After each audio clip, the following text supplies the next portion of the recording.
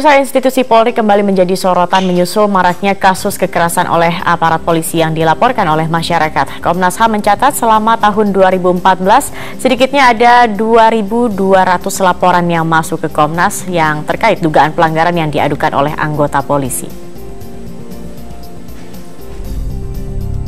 Sejauh ini institusi Polri menjadi elemen yang paling banyak diadukan oleh masyarakat ke Komnas HAM. Mulai dari kasus pelanggaran etik, diskriminasi pelayanan, hingga kasus-kasus penyiksaan oleh aparat. Komisioner Komnas HAM mengatakan, angka tertinggi kasus kekerasan terjadi saat proses penyidikan dan BAP.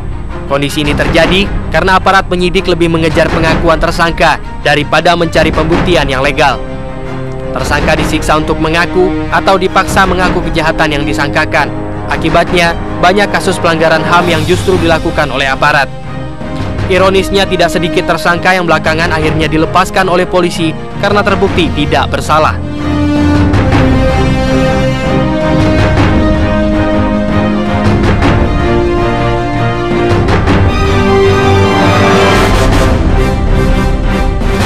CNN menambahkan, sejauh ini upaya untuk mengurangi kasus kekerasan saat proses BAP memang sudah dilakukan, di antaranya dengan memasang CCTV di ruang penyidik. Namun rupanya itu belum efektif untuk menurunkan angka kekerasan. Karena itu Komnas HAM mendesak agar pemerintah segera membentuk undang-undang anti penyiksaan untuk menghindari kasus-kasus kekerasan dan pelanggaran HAM yang dilakukan oleh aparat. Melalui Undang-Undang Nomor 5 Tahun 1998, Indonesia sendiri sebetulnya telah ikut meratifikasi Konvensi PBB yang menentang penyiksaan, perlakuan atau hukuman yang tidak manusiawi dan merendahkan martabat manusia. Konvensi mewajibkan negara-negara pihak untuk mengambil langkah efektif mencegah terjadinya penyiksaan di wilayahnya. Tim Liputan, Metro TV.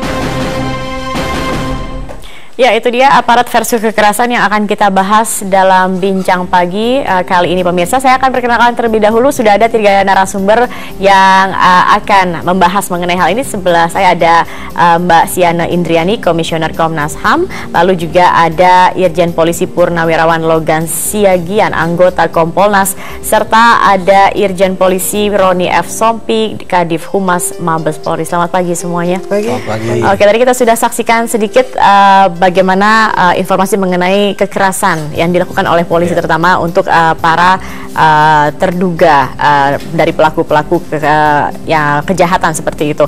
Mbak Siana, Komnas HAM mendesak pemerintah untuk menyusun RUU anti penyiksaan. Tetapi sebenarnya dari catatan Komnas HAM sendiri, tadi kita lihat selama tahun 2014 ada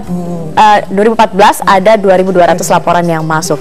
Apa saja ini laporan yang masuk kepada Komnas HAM? Jadi begini ya, sebetulnya fenomena ini bukan hanya tahun ini. Jadi selama sekitar 5 tahun terakhir itu memang angka yang paling tinggi diadukan ke Komnas HAM itu dari aparat kepolisian. Dan ini sebetulnya yang pertama kepolisian, yaitu tahun 2014 ini sebanyak 2.200 atau sekitar 35% dari total pengaduan yang masuk ke Komnas HAM. Kemudian nomor 2 diduduki oleh korporasi. Ini ada sedikit perubahan, korporasi semakin tinggi. Kemudian yang ketiga adalah pemerintah daerah, dan yang keempat adalah lembaga peradilan. Oke, berarti yang dilakukan polisi ini tiap tahun juga meningkat atau menurun? Jadi meningkat itu kemungkinan karena semakin banyak masyarakat yang terbuka dengan informasi dan kemudian berani melaporkan kepada Komnas HAM. Sebetulnya mungkin dulu juga banyak, tetapi tidak berani melaporkan. Jadi maksudnya melaporkannya adalah mengadukan. Jadi mereka sebagian besar dari pengadu-pengadu ini mengandalkan Komnas HAM sebagai yang terakhir, benteng terakhir untuk pengaduannya ketika sudah di mana-mana sudah tidak bisa lagi memperjuangkan haknya gitu. Akhirnya mereka melaporkan ke Komnas HAM, dan sebagian besar di antara mereka memang tidak memiliki kemampuan finansial untuk membayar pengacara dan sebagainya. Ini berarti golongan-golongan yang bawah dengan kasus-kasus yang tradisional seperti kasus-kasus misalnya pencurian dan sebagainya itu. Nah, angka yang disebut dengan yang disampaikan tadi 2.200 itu bukan hanya penyiksaan, tapi juga tadi itu diskriminasi hukum, kemudian ada juga tindakan-tindakan represif misalnya dalam demo dan sebagainya ketika menghadapi pendemo. Tetapi yang paling banyak itu dari sekian aduan itu yang mana? Memang kekerasan. Itu selalu ada kekerasan, dan ini ada lagi yang fenomena menarik, ada korporasi dan pemerintah daerah. Sebetulnya ini juga kita awasi bahwa kita mulai kritisi bahwa korporasi justru sekarang menempati posisi yang kedua. Ini apa artinya? Dan pemerintah daerah. ini menunjukkan sebuah perubahan fenomena bahwa Pemda di daerah ini ada yang melibatkan korporasi. Ini ada unsur-unsur secara politis, itu juga dilihat bahwa seperti apa misalnya? Ya, misalnya dalam untuk korporasi ini kekerasan seperti apa? Ini berkaitan dengan perebutan sumber daya alam, ya, tanah dan sebagainya. Dan di antara itu juga ada pihak-pihak kepolisian maupun aparat yang ikut di dalamnya sebagai bagian dan sebagainya. Itu jadi semakin marak juga karena misalnya itu. Kasus perebutan lahan Ya, itu. itu sebagian besar juga mulai sekarang ini, apalagi ke depan ini yang paling kita waspadai. Terus terkait dengan masalah kekerasan tadi, memang Indonesia kan sudah mengadopsi Convention Against Torture yang tadi disampaikan oleh topik tadi ya.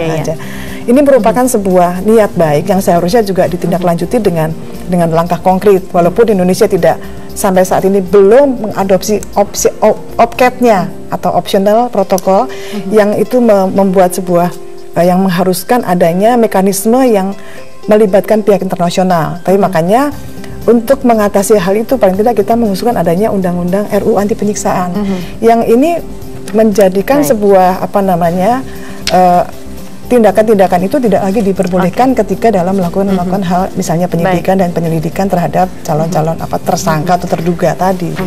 Baik, Pak Logan sendiri Kompolnas merupakan juga salah satu wadah masyarakat untuk mengadukan apa saja keluhan mereka. Apakah juga Kompolnas menerima aduan yang sama dari masyarakat? Terima kasih. Jadi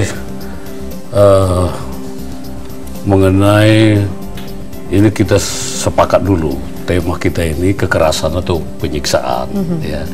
Jadi memang secara universal penyakit perpolisian itu ialah dua, ya, police brutality dan police corruption. Ya, jadi brutality ini memang ya dengan kekerasan untuk memeras pengakuan dan sebagainya. Nah, cuma tingkatannya harus kita lihat, ya. Jadi ke kita juga banyak pengaduan mengenai kekerasan ini, terutama kita terima dari Komnas HAM, dari Kontras. Nah, namun ya kriteria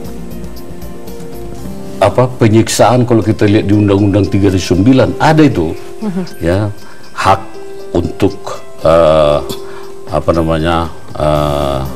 anti penyiksaan itu ada.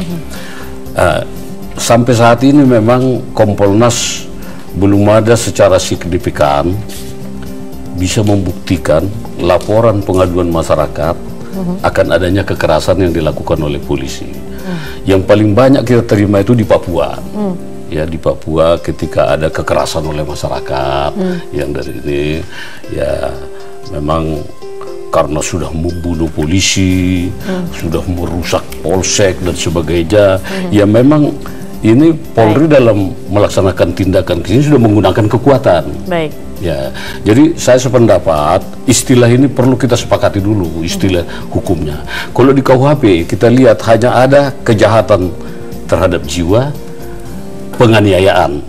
Ya, penganiayaan ini pun kriterianya cukup ini tuh, ya.